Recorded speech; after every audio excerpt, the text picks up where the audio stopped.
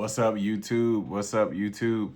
Hey, man, I'm always going to show my gratitude when I start off my videos and say thank you to everybody who subscribe, who like, who share, and bringing in new subscribers, because everything I'm giving you is real. Everything I'm giving you is raw. Everything I'm giving you comes from me. It comes from my mind. It comes from how I feel. It comes from how I think. Because as I'm trying to continue to grow in this space, I'm trying to kind of carve out my own lane. I mean, everybody else doing their own thing, and I want to do my own thing. I like the fact that I read personal stuff that I write about that nobody's supposed to know, but I can be open to share these things. I like the fact that I'm willing to explore parts of the mind. So it's just not all about the body, because if you don't have a good spirit and your mind ain't aligned and your alignment is off, period, what's the purpose of having a good ass body if you don't know how to maintain it? What's the purpose of having a good body if your mindset hasn't shifted and you're going to go right back to being a fat motherfucker, right? So I actually was it's a funny story. I actually wrote down something else last night I was going to talk about today, but I actually touched on something that I wrote when I finally broke under 205 pounds, because that was a huge milestone for me. And I got to say, my self-esteem shot through the roof and I hit that milestone. But I wrote this some time ago, and then one of the guys in the group was just like, hey, man, can you give me some recommendations on, some self-esteem and identity shifting? So I was like, damn, you know what? Maybe I should go back a few pages in my journal and talk about this, because I don't think it's talked about enough, actually. And when it is talked about, it's not talked about from a perspective of of a deep part, of something that's coming from here. It's more so, oh, your self-esteem gonna change when your identity change, and when your identity change, all this stuff gonna change too. Which, I mean, that's how some people articulate it. That's how they talk about it. But for me, I want to hit a deeper level, because that's what's going to make that's what's going to make you guys relate, and that's what's going to make you guys understand like what it is to make these moves, what it is to actually get in that alignment, because it's truly important. It's very, very important, especially for the journey that you're on or you're aspiring to be on. I mean, I had to take a hardcore look at my life when I wrote this, and I look at my life now, guys, I'm getting beat up every which way, right? But I think, matter of fact, I don't want to say I think, I'm actually more calm and cool with a lot of this shit, because I can only control certain parts of it. And that is how I take care of myself, how I eat, and what I do for me and how I control me, right? Because, bruh, life is a motherfucker right now. I may not seem like it, because I deal with things better. I deal with things, in a different way than what I used to. And I think that's why I'm able to handle such things. I'll just be real with you. I got news today that my nana, she probably gonna pass this weekend. That shook me. It hurt, because me and her, that's my baby. But I mean, she's 80. She saw her birthday June 5th of this year. She's lived a wonderful life. Yes, the most selfish part of me want to keep her here, but just looking at her, I know she's ready to go, and I have to be okay with that. I got to be okay with a lot of things that's out of my control. So between the wife wanting to leave me, between me losing my job, between me losing my nana, I'm literally getting fucked up in multiple different ways. But the one thing that I can say is that I know that it's a lesson in all of this somewhere. I don't know. I think maybe the big man upstairs is trying to teach me you got to be okay with loss, because whatever you're losing, I'm going to make sure you're good. And I truly believe that. I truly believe that the things that I'm losing is only going to make room for something bigger and better. Can't necessarily say that about the loss of my nana, because that's personal for me. That's not business. That's personal. Losing a job, okay, that's business. I understand that. Losing a significant other because of whatever they want to do, that's business. That's fine. I can't change any of that, and I can't change losing my nana. But I still got to keep the faith, because I still got people who depend on me. I have to accept that this is a part of life. And it goes into your self-esteem. It goes into your identity shift, because, guys, had my identity still been that of that fat motherfucker, I promise you, I would just be devastated. I would probably be eating more. I would probably be drinking. I'll probably be doing some shit that I'm not even supposed to be doing, just because of all these different things that's happening to me. But once again, this journey has taught me that you're going to take blows. You're going to take setbacks. It's just how you deal with them and how you push forward. Nobody should have that much control over your emotions and how you do things, because if they can control you, you have no control of yourself. And it took a while for me to realize that, because I was easily emotionally charged when my old lady said something that pissed me off, or somebody at work did something I didn't like. Easily emotionally charged. And they had that power over me because I was a fat motherfucker who was insecure. I was a fat motherfucker who didn't have his shit together emotionally, spiritually, and internally, and not even physically. Financially, yeah, but that was it. I had nothing else going for me. And it sucks to finally realize, like, and guys, this is a truth moment. I was literally a piece of shit. That's what it was. I can't blame that woman for wanting to leave me, because the version that she last remembered was all of that. And it's like, you can't expect somebody to be cool with the new version of you because they don't know the new version of you. Guys, if y'all saw those pictures in the forum, I am a totally different person. Not just the way I look, but the way I talk, the way I speak, the way I think, the way I treat others. You know, that guy, that fat motherfucker who was just hideous, he treated people a certain way because he felt like he had to. Me, I don't feel like I gotta treat anybody any different than the way I want to be treated, right? I'm all about, I promise y'all this, I'm all about treating somebody the way I want to be treated. I want you to be fair, I want you to be real, and I want you to just be how I would do you.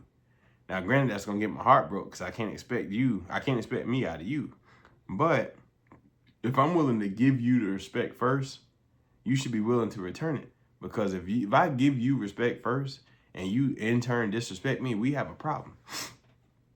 Just the way it is. Because I'm giving you respect first so I can get that back in return. You go another way, then you're intentionally looking for a problem. And that's when we got to talk another way, right? So, guys, even though I'm still on this journey, I don't think I'm ever really going to get off this journey, because the milestone will change. Okay, wow, I reached 190. All right, cool. Damn, okay, I reached 185. Bet. Damn, dude, you don't wither away. Don't wither away. You hit 180. All right, cool. Then the next time, okay, you back to 185, you put on some muscle. Now you up to 190, you put on even more muscle. Now you're up to 195, 200, 210. And then, it's just a lifelong journey, because you become so addicted to the process that you like the person that you become. I love the fact that I don't negotiate with the gym. Guys, somebody put in my comments, I heard of cheating on a diet, but I ain't never heard somebody cheating at the gym or cheating on a rest day. That's some real shit. Because I really feel like if I don't go to the gym in some sort of fashion, whether I feel like walking there or not, I really truly feel like I'm fucking off my day. I really truly feel like I'm not doing shit. It's really hard for me not to go. As soon as I wake up, I want to pray and I want to go. I eat my banana. I'll take my pre-workout. I'm ready to go. I get back. I got a routine. I'm even contemplating lifting tomorrow. I am. With all the shit I got going on in my life right now, I truly feel like I can go in there, get that stress off of me, and just be okay. But I know I need to take it easy, because Monday is back. Monday is back day. I got to be ready to go. Tuesday is leg day. I got to be ready to train to go. Wednesday is arms. I got to be ready to go. And it's like, the more I do, the better. I mean, not the better, but the worse. Because when I was working out twice a day, I wasn't seeing the results because I was overworking my body. I was overworking my nervous system. So maybe tomorrow I shouldn't lift weights. Maybe I should just get on that treadmill, hike that thing up, and just go. And I really think that's what I'm going to do. Instead of doing 30 minutes, I might just do 45 minutes to an hour. Listen to that new Rick Ross, because that shit is fire. In case y'all ain't heard it, it's called Set in Stone. And from start to finish, that shit ride. And then I'm going to transition from his album back to T.I. album, Kill the King, which is fucking fire from start to finish. And then I'm going to go to The Dream, Love, Hate 2, fucking fire from start to finish. Y'all may not like my flavor of music. I'm a big hip-hop and R&B guy. I even got some Ozzy Osbourne and Black Sabbath on my playlist. It's very diversified.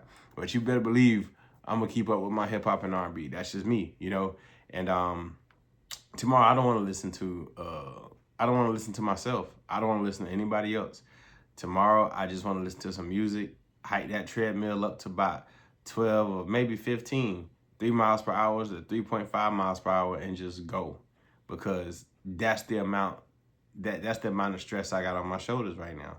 Heavy is the head of who wear the crown. That motherfucker heavy for me right now. But that's okay. That's not gonna stop me from eating right. That's not gonna stop me from going to the gym. And I came to realize that another thing, when I'm slowly breaking into this fitness industry, the reason why I'm telling people to get lean as fuck, guys, get as lean as you can. Get that 11, 12, 13, 10% if you can.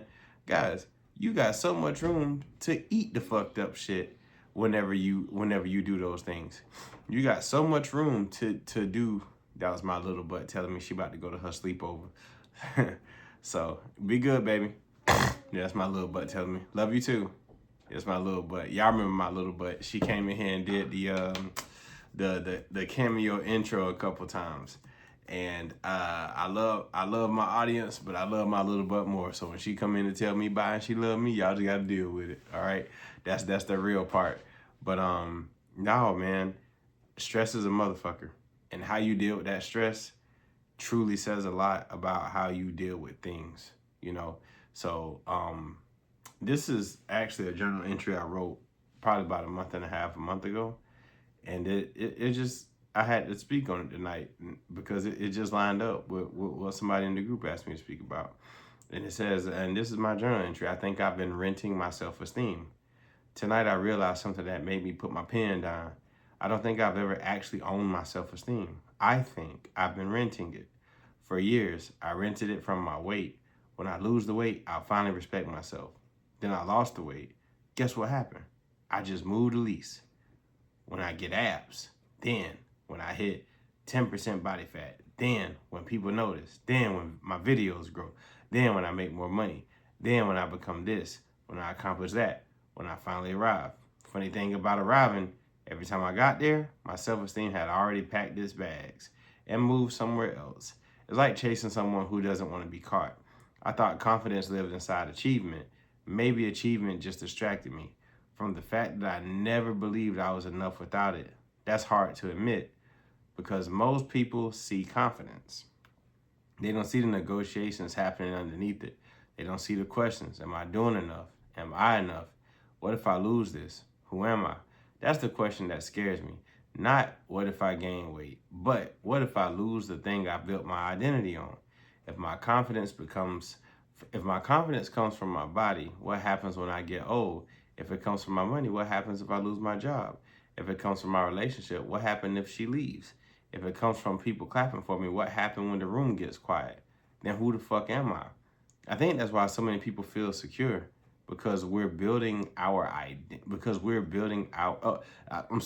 think that's why so many people never feel secure, because we are building our identity on things that can fucking go. A mirror can change, a bank account can change, a relationship can change, a career can change, a body can change. The applause always changes. So if my identity depends on those things that change, then my peace will always change with them. Maybe that's why I spent so many years chasing the next version of me, because I never believed that the current version deserved love. And that's a painful thing to write, because I've spent years trying to become someone instead of learning how to accept someone. Me, not the guy with abs, not the guy with subscribers, not the guy with followers, not the guy getting compliments, just simply me. Maybe identity isn't something you earn. Maybe it's something you uncover. After you stop trying to prove you're worthy of having one, and maybe real confidence isn't walking into a room believing you're the best. Maybe it's walking into a room knowing you don't have to become someone else just to deserve to be there, because I'm exhausted from chasing versions of myself that keep moving further and further the fuck away. Maybe, and just maybe, the man I'm trying to become has been waiting for me to stop running and finally accept the man I've already become. That was pretty deep. If you have to keep accomplishing things to feel worthy, maybe you don't have a motivation problem. Maybe you have an identity problem. And I've spoken on that. I really think that was the issue. You know, I can just say myself, I think that's why a lot of those things hurt me a lot because I did have my validation and my identity tied into being a family man. So when the wife decided she wants to leave, that shook my foundation. You know, not necessarily like layoffs and shit happen all the time. I ain't worried about that shit. But, you know, things like that do happen to people, and they build themselves in their career. I know plenty of people in the car business right now to where if they were to lose their position, they would damn near have a mental breakdown because that's what they are. That's who they are. Just like these old sergeant majors in the military. You know, I'm talking about when I was coming up in the military. They've been in the Army 20, 30 plus years. That's who they really feel they are. I don't think they ever take the uniform off. You know, they probably going on dates with their wives in uniform. You know, they probably getting ready to give their wife the business still in uniform because that's how deep into that identity that they were. So I've also seen that when a lot of these guys retire or they move on from the Army, they still living in that mindset. They get into the civilian world still expecting the same level of respect, still expecting for that red carpet to be rolled out to them because their identities have not shifted. They're still stuck in that first sergeant mindset. They're still stuck in that sergeant major mindset. They're still stuck in that colonel mindset. That's what they've known for so long. That's who they literally became in order to be what they, and underneath that, they probably don't know who they are. They really don't.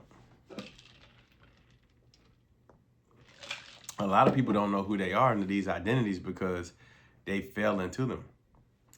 I can tell you right now, I didn't know who I was for the longest. That's why I spent a lot of days in that gym crying. That's why I spent a lot of days in that gym just trying to figure life out. Because yeah, I know how to go make money. That's easy. I always get a job. I told you I'm not too good to do anything. I don't care how much education I got. If I got to DoorDash, if I got to do whatever I got to do to take care of my family, I'm going to fucking do it. Because what people think about me doesn't matter to me no more. But I can always rebound and go get another gig. You know, even with women, I have no problem in that department right now, if you get what I'm saying. I have no problem with that. So even though my life is taking me in another direction, that's cool. You know, it sucks, but it's cool. You know, it's not to whine about or cry about. You know, people make their decisions every fucking day. I mean, it sucks, but I can't be mad. Why? I mean, when you've gotten used to somebody and their ways for so long, you have to really see that change in them in order to be like, I don't know. You know, it's cautious. You know, it's truly being cautious of your feelings and your heart. That's why I'm honest about it, guys. When I tell you I was a shitty person, I wasn't there to get those hugs because I thought, oh, you can suck it up, you strong. You know, shit like that. You know, after, you know, having the baby, you know, I should have been there a lot more, but I was just so concerned with, hey, I can't let this crumble. I got to provide. I got to do this. But when you peel the layers back, I'm already providing these things. I just wanted more of it, you know, and being driven by money and success and power, that really clouds your judgment. And now that I've come to a place in my life where honestly a lot of that shit don't matter, I feel a lot better, but I know other things are gonna happen for me. Guys, I tell y'all, I have been in talks with this manufacturing company to go work in Chicago as they head of HR. And this ain't no small job. This is a serious life upgrade. And it's a serious change of life.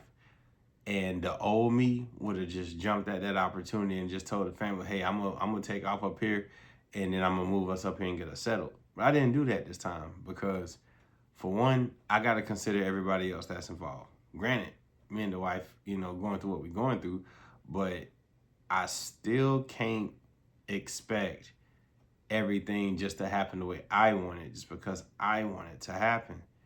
I had to really take a step back and evaluate my identity again. It's like, okay, Sean, you've made this shift. That's not who you are no more. So what would this new Sean do? What would the 10% body fat Sean do? What would the calm and more patient guy do? That's not really driven by money no more. He's on to make enough to make sure his family's straight and then make sure he can get all the healthy food and shit he wants. I mean, don't get me wrong. I still want to make a sufficient amount of money because, I mean, I always keep a dope-ass crib. If y'all know me, you know I'm always going to keep a dope crib. The clothes, I ain't worried about that no more. I look good in a fucking t-shirt and some jeans. That'll be cheap. You know, I keep a car, you know, just get me from point A to B. I don't need all that other shit no more. I just don't. I don't have to have the G-Wagons and Hellcats. Now, don't get me wrong, I do want another Hellcat, but that's not a priority. You know, my Honda is a priority because it gets me from point A to point B, and it's one of the safest cars in America, right? But I say all that to say, my identity shifted in a major way because I handled it way better than what I would have. Instead of just having people resent me, oh, I'm providing, do all this. Nah, I thought about it.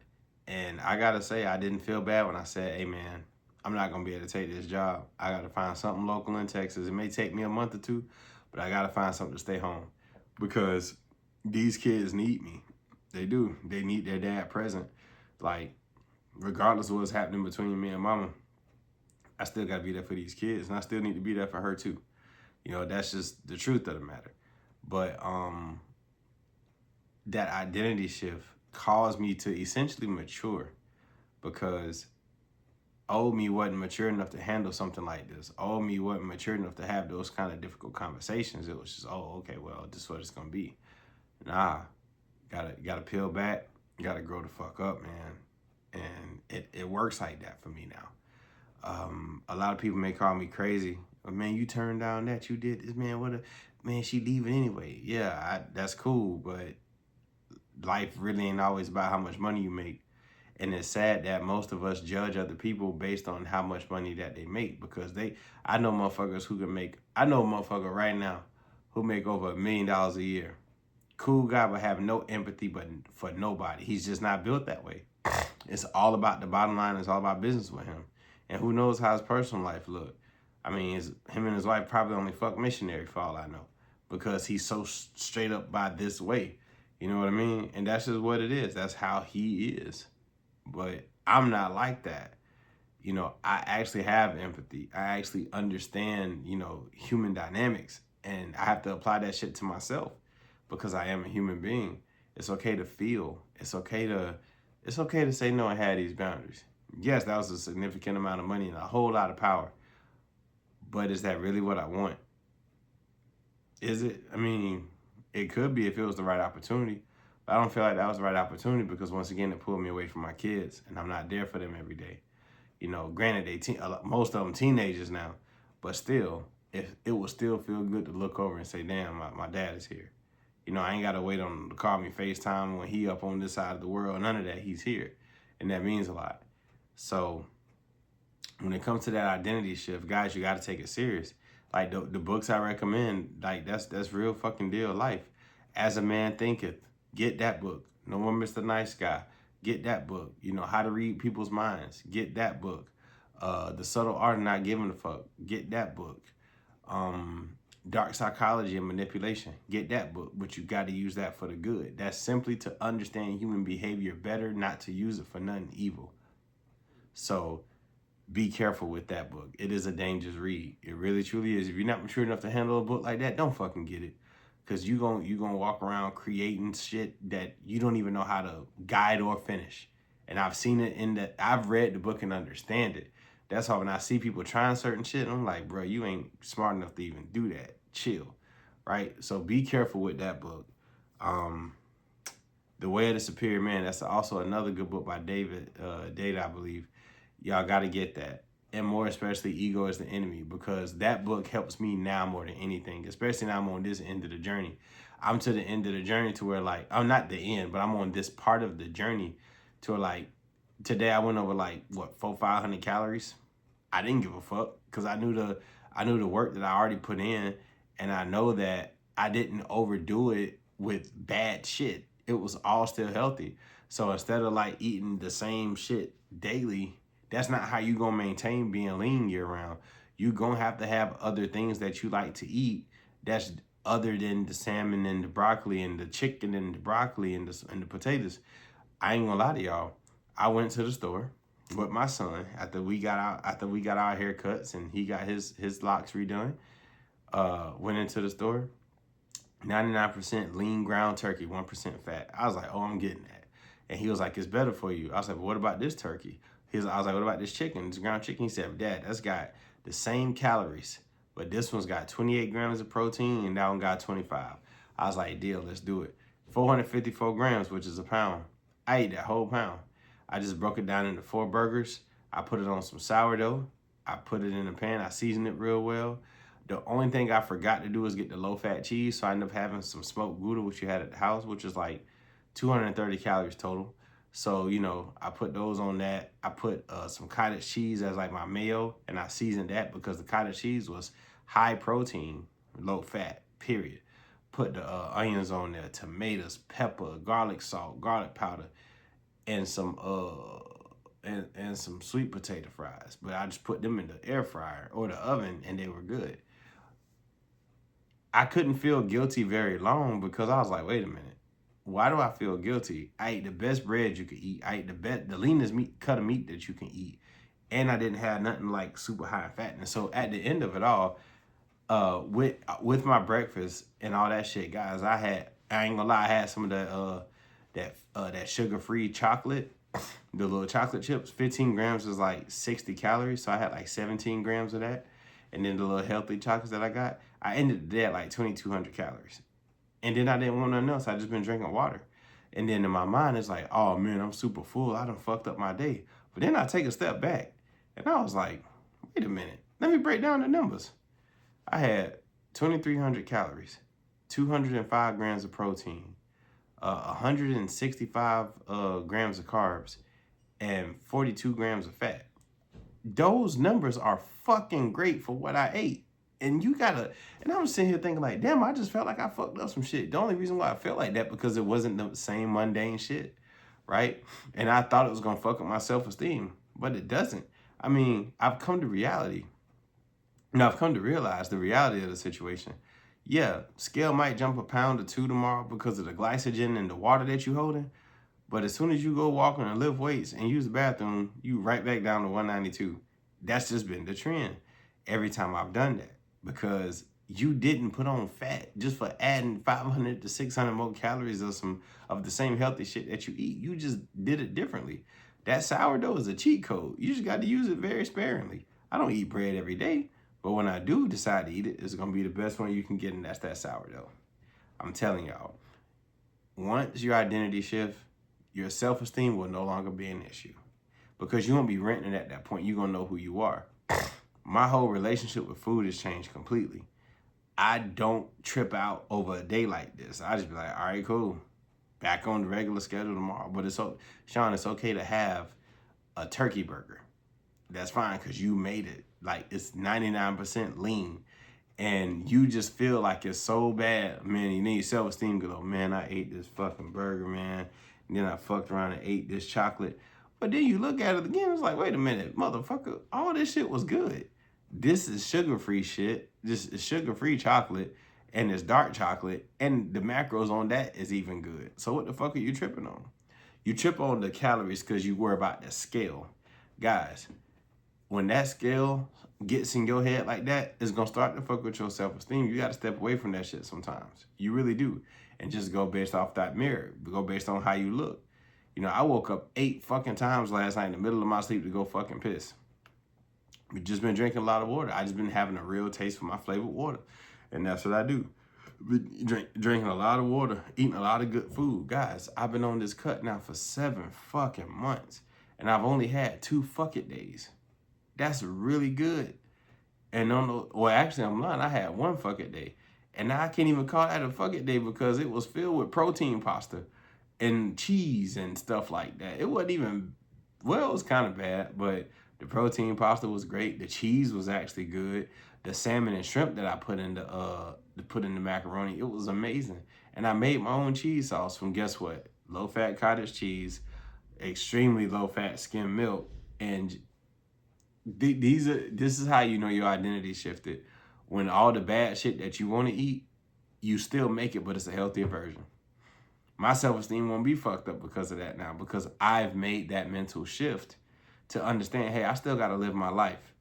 And I'm not out here eating 10,000 calories of some bullshit from Whataburger at 11, 12 o'clock at night. No, I'm drinking water right now, right? Not hungry, but I'm thirsty as hell. And I put in the work. So, guys, gals, give yourself some grace. You're going to hear me say that quite a bit because you don't give yourself enough of it. When you're in this journey, I understand being super strict for the first 3, 4, 5, 6 months, because 6 months can undo 6 years of fucked up ass habits. That's just the truth. And I gotta say, my habits have gotten clean, because I can go downstairs right now. I can look at that peach cobbler and butter pecan ice cream, but I won't eat none, because I know that doesn't align with what I want to do. That does not align at all. So I have to make the concessions myself to be like, hey, I still want this, but let me think volume. So tomorrow, I'm purposely not going to eat a certain meal because I want my 500 calories worth of fucking popcorn. It ain't going to have no butter on it, but it's going to have some salt. Popcorn is pretty good.